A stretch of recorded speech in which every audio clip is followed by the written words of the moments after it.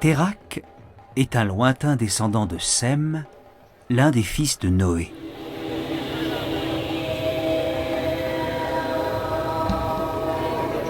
Avec sa famille, il habite à Our, une ville importante du pays.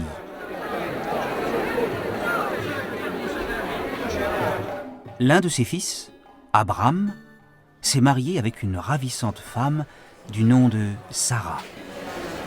Malheureusement, celle-ci est stérile et ils n'ont pas d'enfant. Un jour, Térakh décide de quitter la région pour aller dans le pays de ses rêves, Canaan. Abram et Sarah décident de le suivre, ainsi que Lot, leur neveu.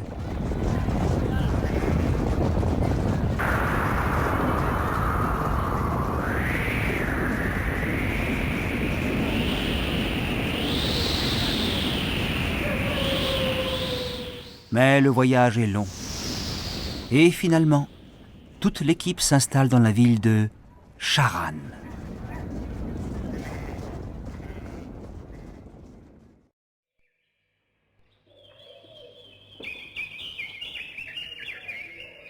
Mais un jour, Dieu parle à Abram.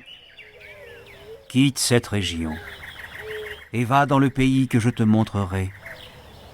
Car je vais faire de toi une nation, et tu apporteras une grande bénédiction aux hommes. » Abram obéit. Il quitte la maison de son père, prend sa femme, ses serviteurs, ses nombreux troupeaux et ses richesses. Et c'est le grand déménagement jusqu'à Sichem, dans le pays de Canaan.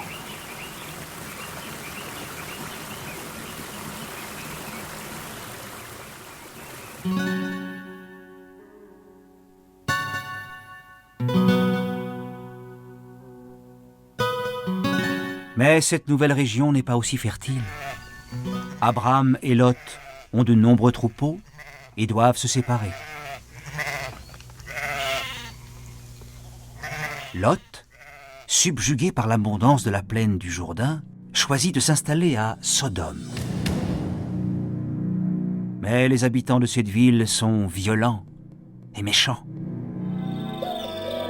Abram, lui, reste sur les hauteurs du pays de Canaan.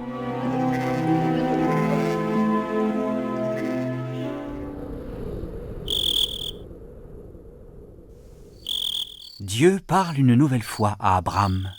« Regarde ce pays, il est pour ta postérité. »« Mais Seigneur, je n'ai pas d'enfant. »« Regarde, et essaie de compter les étoiles. Tels seront tes descendants. » Et Abram croit à ces étonnantes promesses.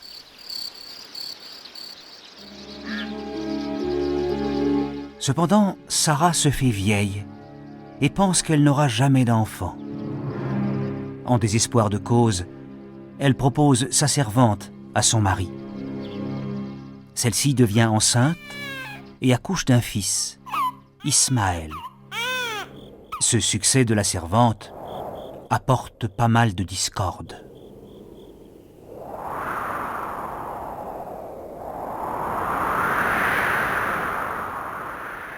Dieu donne une nouvelle fois des promesses à Abram.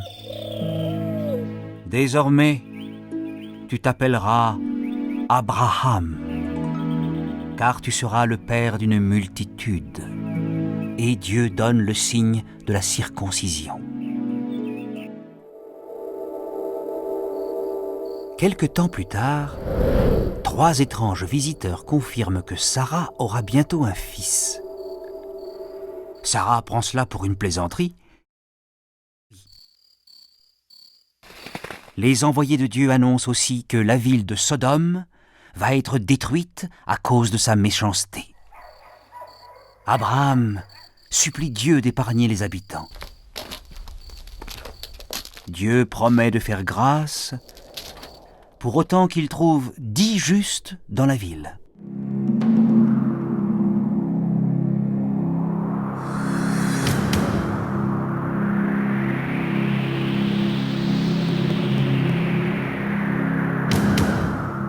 Mais le lendemain matin, une intense fumée s'élève de toute la plaine du pays de Sodome. Toutes les villes sont consumées et seul Lot a pu échapper au désastre.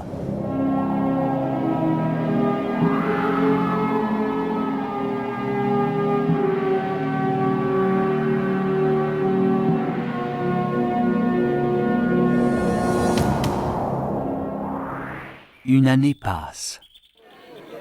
Et c'est la surprise. Sarah est enceinte. Elle donne naissance à un fils, Isaac. Abraham a 100 ans. C'est la fête.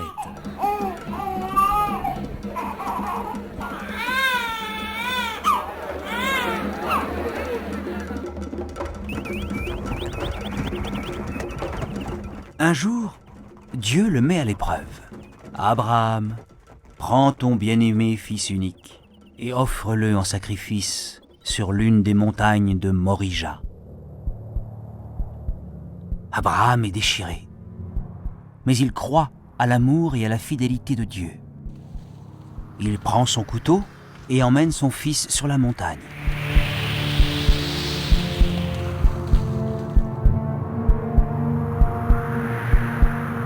Isaac se demande bien où est l'agneau du sacrifice. Une fois au sommet, Abraham élève un autel, attache son fils sur le bois et s'apprête à le tuer. Mais Dieu l'appelle. « Abraham, ne lui fais rien, car je sais maintenant que tu ne m'as pas refusé ton fils unique. Parce que tu as obéi à ma voix, je te bénirai et je multiplierai tes descendants comme le sable du bord de la mer, et toutes les nations de la terre seront bénies au travers de toi. » Abraham donne à ce lieu le nom de Dieu a pourvu. Abraham mourut après une heureuse vieillesse, âgé et rassasié de jours, et il fut recueilli auprès de son peuple. Isaac deviendra le père de Jacob. Ses descendants sont les Hébreux des 12 tribus d'Israël.